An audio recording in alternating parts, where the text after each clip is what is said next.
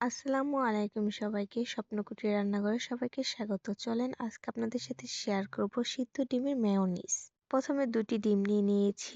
এরপর আমি একটা লেবু নিয়ে স্লাইস মতন কেটে নিব। সাথে থাকবে মরিচ কুচি। আপনারা চাইলে এখানে গোলমরিচ ইউজ করতে পারবেন, তবে আমি গোলমরিচ ইউজ করিনি। আর আপনারা চাইলে সিদ্ধ ডিমের পরিবর্তে কাঁচা ডিমও ইউজ করতে পারবেন। এরপরে ব্রেডগুলো আমি ভালোভাবে স্লাইস করে নিব।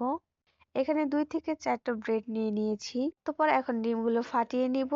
অতঃপর ডিমগুলো ছেলে নিতে একটু সময় লাগবে, তো আপনারা চাইলে এইভাবে না করে আপনারা সিদ্ধ ডিমের পরিবর্তে কাঁচা ডিম ইউজ করতে পারবেন। ডিমের মধ্যে চিনি, স্বাদ মতো লবণ, মরিচ কুচি, গুঁড়া দুধ, পরিমাণ মতন পানি, সাথে থাকবে সয়াবিন তেল। পর আমরা ব্লেন্ডার জারে ব্লেন্ড করে নিব।